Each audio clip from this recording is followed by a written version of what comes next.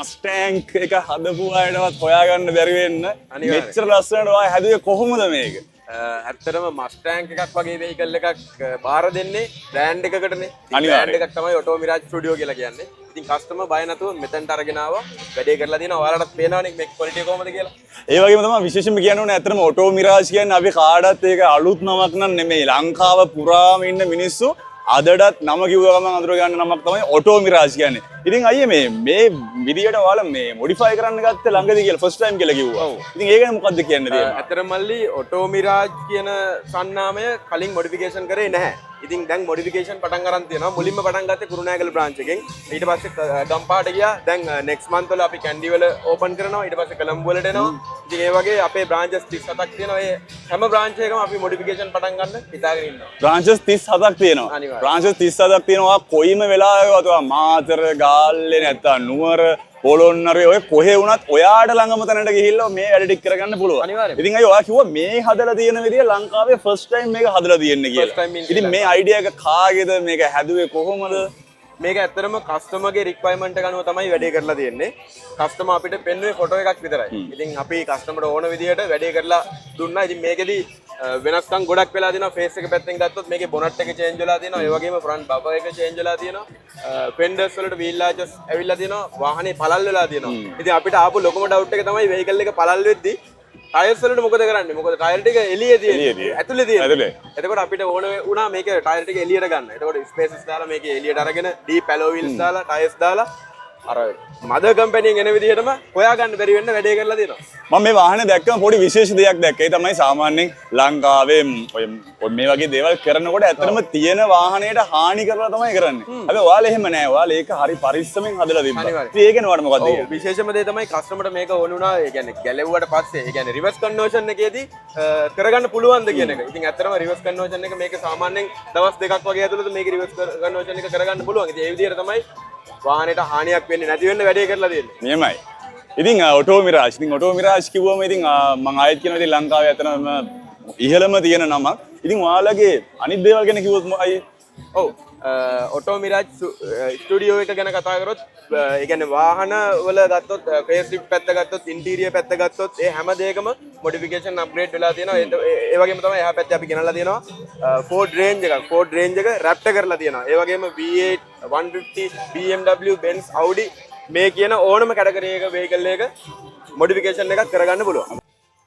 ඉතින් ඔටෝ මිරාජ් කිව්වම මෙතනින් නවතින්න පුළුවන් මාතෘකාවක් නෙමෙයි. ඔටෝ මිරාජ් කියන්නේ ගොඩක් දේවල් කරන තැන. ඉතින් යම් අපි පොඩක් ඇතුළට ඒ ගැන කතා කරන්න.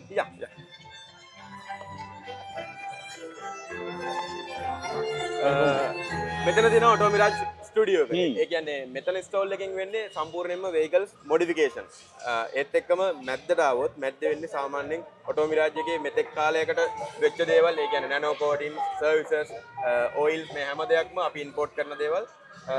ඒ ස්ටෝල් එක මෙතන තියෙනවා. අපි ඔහොමම එහා පැත්තට ගියොත් විශේෂම දේ තමයි ඔටෝ මිරාජ් එකෙන් අපි පටන් අරගෙන තියෙනවා ඔටෝ මිරාජ් ඇකඩමි. ඒ කියන්නේ දැන් ගොඩක්ම තරුණයන්ට හිතා ගන්න විදිහක් නැහැ.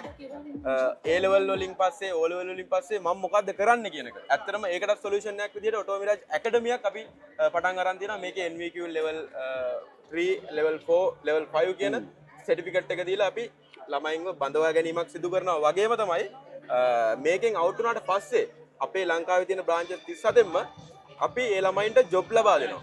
ඒක තමයි විශේෂම දේ කියන්නේ. ඉතින් ඇත්තටම මේ ඔයාලට තේරෙන්නේ නැති දැන් ගොඩාක් මිනිස්සු ඇත්තට මේ ලංකාවේ හුරු වෙලා තියෙන්නේ තමන්ගේ දේ හැමතිස්සෙම බිස්නස් එකක් කරගන්න. මේක බිස්නස් එකට එහා ගිය ලොකු සේවයක්. ඉතින් ළමයින්ට ඒක ඉගෙන ගන්න පුළුවන්. ඉතින් මේ පැත්තට ආසම අය ගොඩක් ඉන්නවා දැන්. ඇත්තටම දැන් ටෙක් කියලා විෂයක් තියෙනවා ලංකාවේ. හැබැයි ඒ විෂය ඉගෙන ගත්ත කියලා ගොඩාක් ළමයි මැදින් හිර වෙනවා මිසක් එතනින් එහාට යන්න බෑ. ඉතින් ඒකට කැමති අයට පුළුවන් ඔයාලත් එක්ක එකතු වෙලා මේ ගමන යන්න. අනිවාර්යෙන්ම ඉතින් විශේෂම දේ තමයි දැන් O level A level fail වුණා කියලා ඒ ළමයාව අපි ගොන් කරන්න ඕන නෑනේ. ඉතින් තව එයාලගේ තියෙනවා නොලෙජ් තියෙනවා දක්ෂතා තියෙනවා. ඉතින් ඒවා වැඩි දියුණු කරන්න අපි දැනගන්න ඕන. ඉතින් ඒකට තමයි ඔටෝ මිරාජ් ඇකඩමි ඉන්නේ. බය නැතුව ලංකාවේ ඕනම තැනකින් අපි ගාවට එන්න අපි ඔයාගේ නොලෙජ් එක වැඩි දියුණු කරලා ඔයාට හොඳ ජොබ් එකක් දෙනවා. රජය විසින් කරන්න ඕන දේවල් මේ වගේ පෞද්ගලික ආයතන කරනවා නම් ඉතින් ඇත්තටම ලංකාවේ දියුණුව ගැන ආයි කතා කරන්න දෙයක් නැහැ. ඉතින් ඔටෝ මිරාජ් කියන මේ නම මේ තැනට එන්න ඔයාලා කොහොමද පටන් ගත්තේ විශ්වාස දිනාගත්තේ කොහොමද? අනික විශේෂම දෙයක් තමයි ලංකාවේ ඇත්තටම ඉහළ පෙළේ ඉන්න මිනිස්සු අලුත් වාහනයක් ගත්තොත් ඉස්සෙල්ලා මෙන්න ඔටෝ මිරාජ් එකට. ඒක අපි දැකලා තියෙනවා. ඒ විශ්වාසය කොහොමද හදාගත්තේ? ඒ විශ්වාසය කියන්නේ මේක අවුරුදු ගානක විශ්වාසයක්. ඒත් එක්කම තමයි මේකේ අපි කරන වැඩවල ක්වොලිටි එක. අපි යූස් කරන මැටීරියල්ස්. ඒ වගේම අපි අපේ ටෙක්නීෂියන්ලා පළපුරුදු ටෙක්නීෂියන්ලා ලංකාවේ විතරක් නෙවෙයි පිටරටත් ක්වොලිටිස් තියෙන ටෙක්නීෂියන්ලා තමයි අපි ගාව ඇවිල්ලා වැඩ කරන්නේ. ඉතින් ඒවත් එක්ක තමයි මේ වගේ ඔටෝ මිරාජ් කියන සන්නාමයක් ලංකාව පුරා මෙච්චර දිදුලන්නේ ඇත්තටම. අනිවාර්යයෙන්. මට ඉතින් මේ ටික දැක්කම නම් තේරෙනවා මේක වාහනේට හයි කරන දේවල් කියලා. ඉතින් මේ ගැන හරිම විස්තර ඔයා කියන්නකෝ. ඔව් ඇත්තටම මේක ගත්තොත් දැන් අපි කලින් කතා කරේ මොඩිෆිකේෂන්, ඒ කියන්නේ face lift, interior modification, alloy wheels, tyres මේ ටික විතරනේ. ඉතින් අපි ඒ කියන්නේ ඔඩියෝ පැත්ත, ඒ කියන්නේ කාපට්ස්, ඔඩියෝ, ඇසසරිස් මේ සියලුම දේවල් ඔටෝ මිරාජ් එක පටන් ගන්න තියෙනවා. හරි මම මෙහෙම ප්‍රශ්නයක් අහනවා. දැන් මෙච්චර අවුරුදු ගාණක් තිස්සේ ලංකාවේ මොඩිෆිකේෂන් දේවල් වෙනවනේ. ඇයි ඒ කාලේ ඔටෝ මිරාජ්ලා සයිලන්ට් එකේ හිටියේ? ඔව් මේක ඇත්තටම එහෙම් මෙහෙම් කරන වැඩක් නෙවෙයිනේ. මේක ගැන අත්දැකීම් ගන්න ඕනේ. හොඳ පළපුරුදු ටෙක්නීෂියන්ලා අවශ්‍ය වෙනවා. මේ වැඩ කරන්න දන්න අය ඕන වෙනවා. ඉතින් අපි මේ කාල සීමාව ඇතුළත අපි හොඳට බලාගෙන හිටියා මොකද වෙන්නේ කියලා. ඉතින් බලාගෙන ඉඳලා එකපාරටම බ්ලාස්ට් කරලා දැම්මා. නියමයි අන්න එහෙම තමයි ඔටෝ මිරාජ්ලගේ පවර් එක ඒගොල්ලෝ පෙන්වන්නේ. ඒගොල්ලෝ ඉස්සෙල්ලා බලන් හිටියා මොකද්ද මේ වෙන්නේ කියලා. ඉතින් වාහන වලට වෙන ඩැමේජ් එක ඒගොල්ලෝ දැක්කා. ඉතින් ඒගොල්ලෝ එළියට ආවා. වාහන සේෆ්ටි විදියට හරියට මොඩිෆිකේෂන් ටික කරලා දෙන්න. අනිවාර්යයෙන්. අයි මේ මොනවද මේ නිකන් මේ ලස්සන නිකන් පර්ෆියුම් බොක්ස් වගේ තියෙන මොනවද මේ? ඔව් මේක ඇත්තටම මේ තමන්ගේ වාහනේ පේන්ට් එක ආරක්ෂා කරගන්න විදියක් නැහැනේ. ඉතින් ඒකට අපි සොලියුෂන් එකක් විදිහට අපිම ඉම්පෝර්ට් කරන ගියොන් කියන බ්‍රෑන්ඩ් එකෙන් අපිම ඉම්පෝර්ට් කරන නැනෝ කෝටින් එක අපි ගෙනත් තියෙනවා. ඉතින් මේකෙදි ඇලෝ වීල්ස් වලට බොඩියට ඒත් එක්කම ග්ලාස් ට්‍රීට්මන්ට් එකක් තියෙනවා, ලෙදර් ට්‍රීට්මන්ට් එකක් තියෙනවා. මේ හැම දෙයකටම මේ කෝටින් එක ඕකේ. 4 years warranty එකක් තියෙනවා. මේක අපි ගෙනල්ලා තියෙනවා.